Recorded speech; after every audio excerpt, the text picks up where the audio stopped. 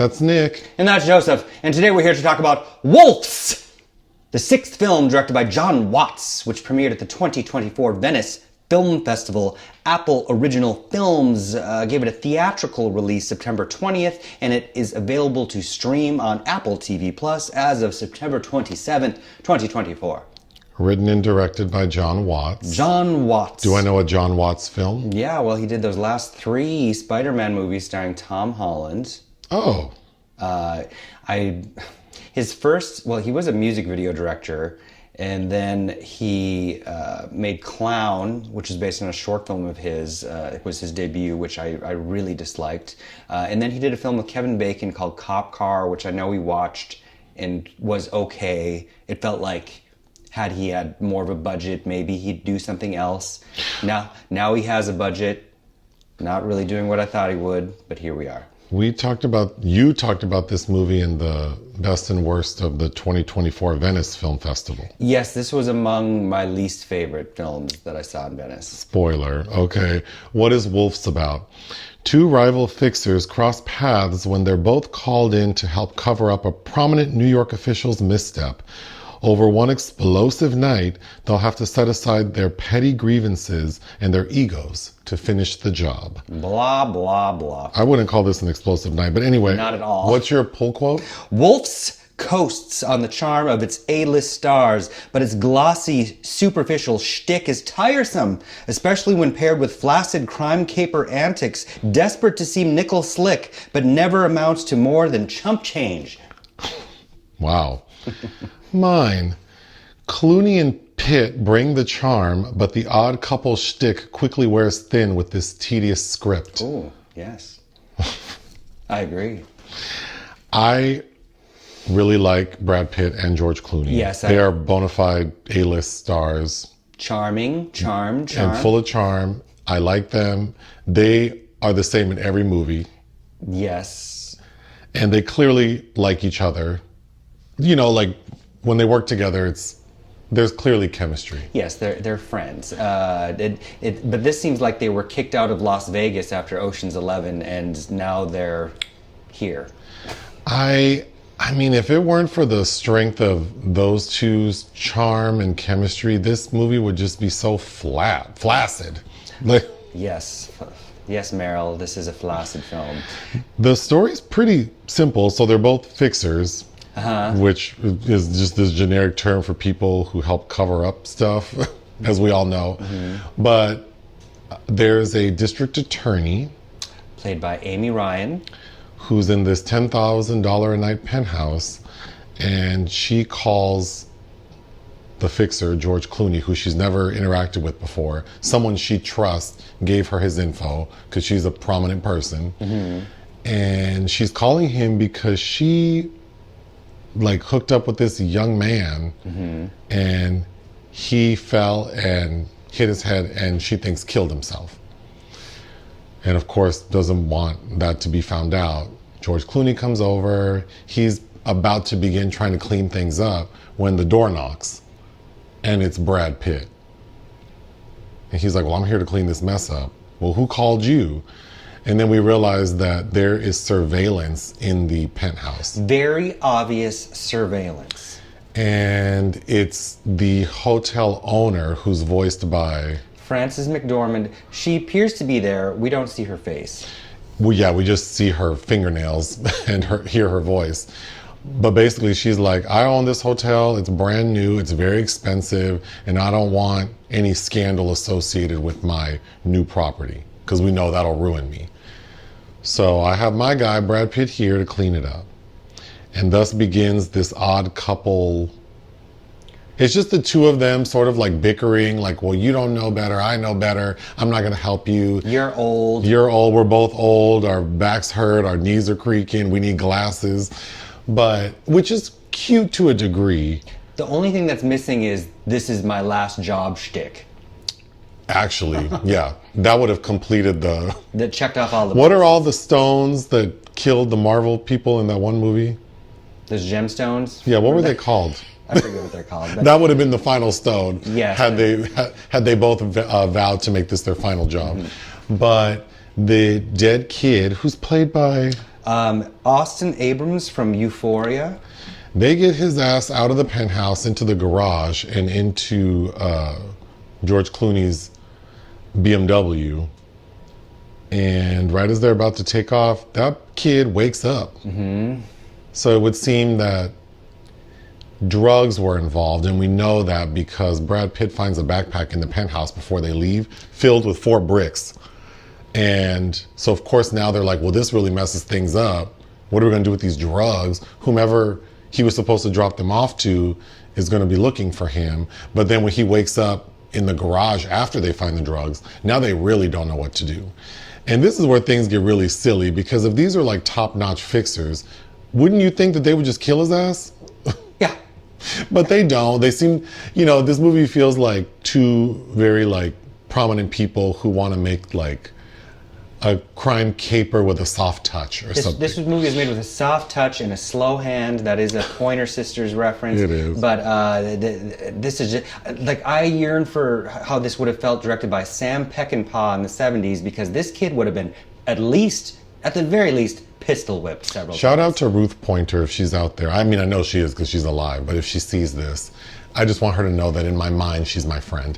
Anyway, so they go on this adventure to try to figure out what to do with this kid. And by the way, Frances McDormand, Pam, has assigned this task to them. Like, you have to find out who the drugs belong to. And you both have to work together. That's the rub. Because, of course, the title WOLFS, not wolves, means that people who do this kind of job are supposed to be smooth operators that work alone.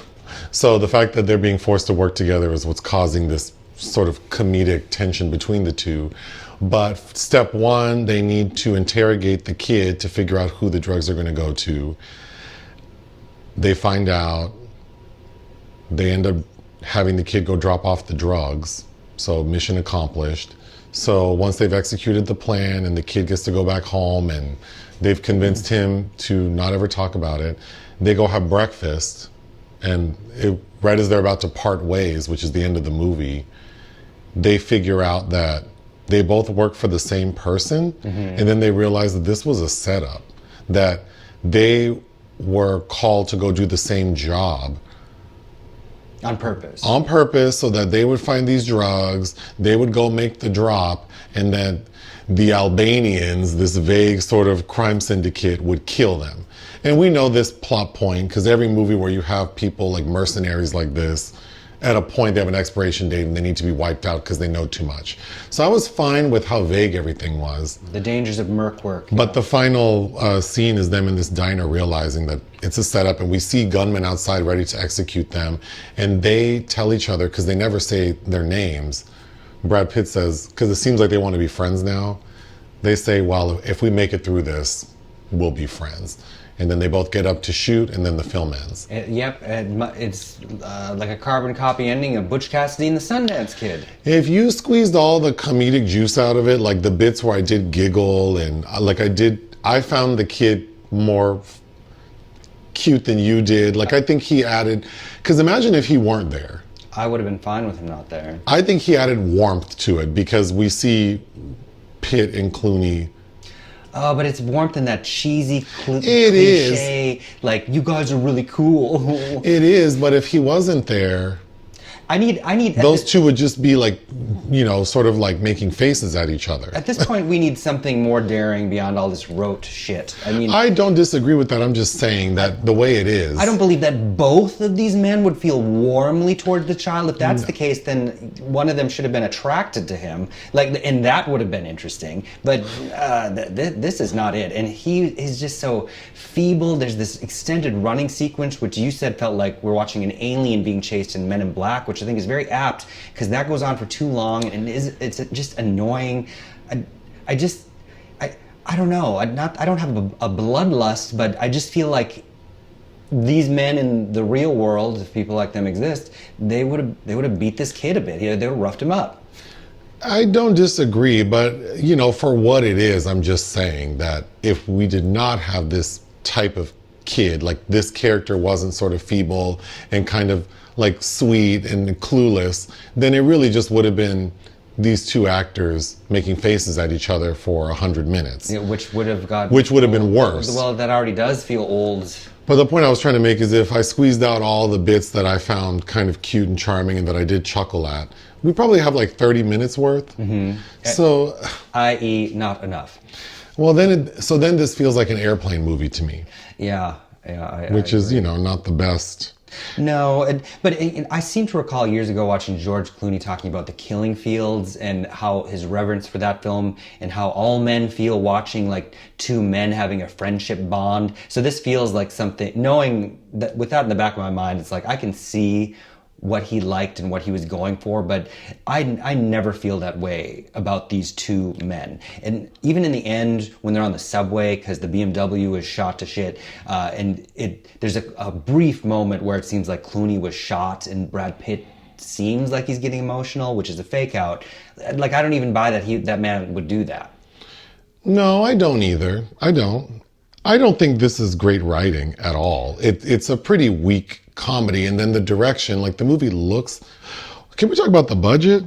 As Chris Rock said, where'd all the money go? Like, I don't understand where this money went. It went towards salary, even though I read that the stars did take a pay cuts to negotiate a theatrical release window with Apple, which still seems crazy. But you know, in where they're shooting in the locations, it looks good in those locations, and I'm sure it costs a lot to do that, but it also feels very closed in and isolated.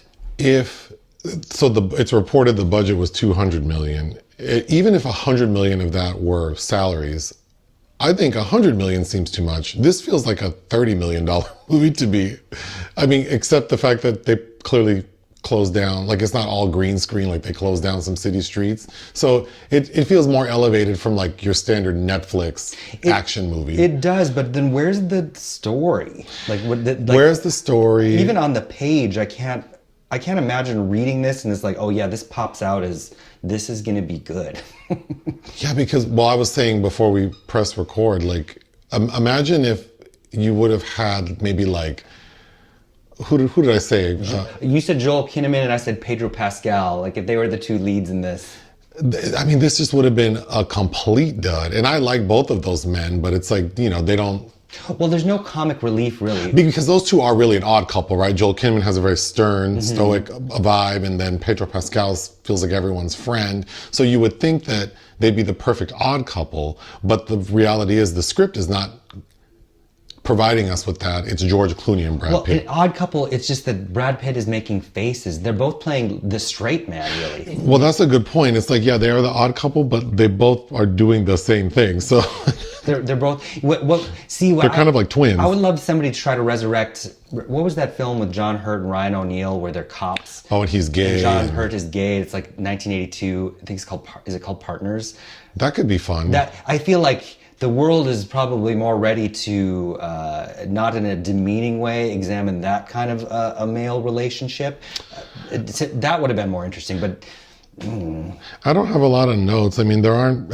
You know, it's pretty basic. Like, they're aging fixers, so we get references to, like, back pain, and they need glasses to read, like, a pager to find out where to make the drop. I did think... There is one scene where George Clooney has to figure out, because Brad Pitt doesn't want to help him, do something with the body in the penthouse. So George Clooney has to figure out how to get this, you know, adult man, like on a bellman's cart. And he has this clever way of like getting leverage and flipping the cart over. Even more stuff like that would have been fun. Yes. Like how these aging guys, because here's the other thing I thought. These types of movies are like these caper films stories. As time goes on and technology advances, it just seems so unbelievable that they'd be able to accomplish any of the things that we are accustomed to in films of yore. Yes. Where there weren't surveillance and GPS everything. And how do these guys even accomplish anything? Right. Then I totally forgot about this, but we get a moment where they have to go to one of those like underground doctors. Played by Poorna Jagannathan, who I didn't mind her. She's fine. But we find out that she kind of has relations with both of them, but then sort of in her final moment, we're told that it was never sexual. But then Brad Pitt keeps saying that he thought they were exclusive, so I'm not quite sure what the point of all that was. Except that they take the kid there because he clearly is very sick. Mm-hmm. And we find out that the reason he seemed dead is because he took some of those magic drugs that were in those bricks. Yeah, I mean, there's not a lot of detail. I was confused about why they choose to wear gloves. Yes. Well, it's weird where the level of detail does come in. One's for comedic effect because to hole up with the kid while they are waiting to find out where they're going. They go to this like sex motel in an hourly room where there's roaches and rats, and like you can see where they thought the comedy was in that, but it doesn't work. No, because the opening of that scene, like when they get to the front desk of this roach motel, you know, it's these two mature men with this boyish kid, like young man, and they tell the lady like he's not a prostitute. And then when they get up to the room and they see it's one of those like, you know, hourly lover suites, they have the kids sit down on the bed while they stand outside and talk. And the way they're talking is like they're trying to negotiate like the orgy. Yeah. And it's like, that feels like 15 years ago, maybe. It feels stale. Like even all the talk about he's not a prostitute. It's like, I don't know that sex work is really that taboo for anybody. In New York.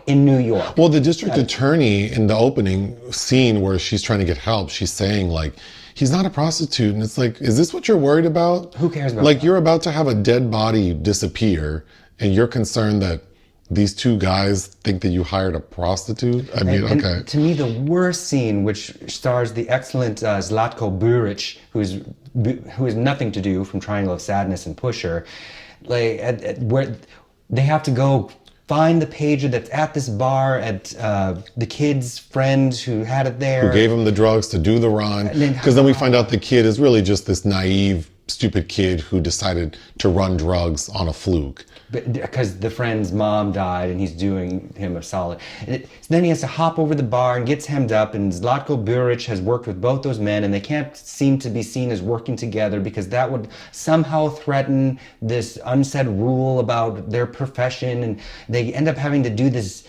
dance that they can't get out of. That scene was horrible. That was like out of like Nia Vardalos if she did My Big Fat Greek Wedding 4. Like, it just, that is so stupid. Also, I feel like the script does feel tedious, where it's just like things kind of linger for too long, but then we get these manic moments where we get a lot of exposition, like about what has happened this evening. And I wish they kind of would have paced it out more evenly. With George Clooney going on about Dimitri and blah, blah, blah. It's like we don't even really meet these characters or are grounded in any way with them. So. And I'm still confused about the Albanians and why the guy from Triangle of Sadness would be upset if he saw that Brad Pitt and George Clooney were friends. Yes, the Albanians and the Croatians and these shootouts that are, I mean, sure. And then speaking of like where the level of detail is like painstakingly administered, like Richard Kind shows up at the very end as the kid's dad because they drop him off at home, and he's this Frank Sinatra nut, and he's got all this Frank Sinatra paraphernalia, and he starts gabbing on about the Manchurian Candidate. And then if you notice like the camera panning over stuff, he has a VHS copy of Contract on Cherry Street. Whomever did the production design for that scene, they did a really great job, because who knows? They probably went on eBay and ordered every Frank Sinatra piece of memorabilia they could find. But the fact that he has a taped VHS of that is an obscure Sinatra title. For 30 seconds. There was one moment where I felt a little something is they send the kid to go do the drop, and Brad Pitt and George Clooney are sort of understood between the two, because they say like he needs to if he finishes the job, it'll finish itself, meaning that they need to get rid of this kid because he knows too much. If they just let him go deliver the drugs, he'll probably get killed. So then now we've killed two birds. So they've settled on the idea that he's going to die. So they drop his ass off to do the drop. And then we see all these like gangsters run in and then gunfire, but then George Clooney and Brad Pitt have this extended shootout with some other people. But then when, of course, Pitt and Clooney make it out of the gunfight, they walk into the warehouse where they dropped off the kid, and everyone in there is dead. And then the kid pops out of a trunk. So now Pitt and Clooney are like, well, we have to kill him. And they'd already had to talk about why firing squads need more than one shooter in case one can't do it. Well, and then it kind of takes the pressure off of the others because we don't know whose bullet's hitting. Maybe. Right. So George Clooney goes to kill the kid and I thought this was a cute scene because they're telling the kid, well, drop the drugs. Like, well, do what you think makes sense. And the kid is running around like, well, I think he was the boss, so maybe I'll put it over here. And it was cute. But then what made me a little emotional is George Clooney is like pointing the gun at him like he's going to shoot him. It's ridiculous that a man with this profession who's been doing it this long would have this be the moment where he doesn't do the job. Based on how we've seen their relationship develop, he's given him those misty eyes that he gives Michelle Pfeiffer in One Fine Day. Like, but it got me. It really did. The other scene that made me chuckle in a way was when Brad Pitt and George Clooney drop off the kid at his dad's house. They're waiting by the front door with him like, okay, well, we need to talk to your dad to make sure both of y'all understand we will kill you if you ever say anything. So while they're waiting for the dad to open the door, the kid like rubs both of their arms like trying to say thank you. Like moments like those worked for me. Sure. There were several moments that worked. It's just like there isn't enough of anything to make this not kind of boring. It is just very, very dull. Although I will say, every time I see Brad Pitt now, as he's getting older, he's still a very handsome man, but he looks a lot like James Coburn in his mature years, which I like. But also, I think also brings me back to like, I want to see him in some Peckinpah shit. What would you give WOLFS? 2.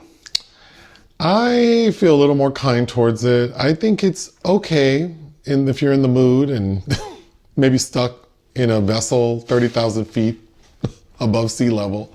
I would give it 2.5 out of 5. Anything else? No. Join us on Patreon and listen to our podcast. Bye.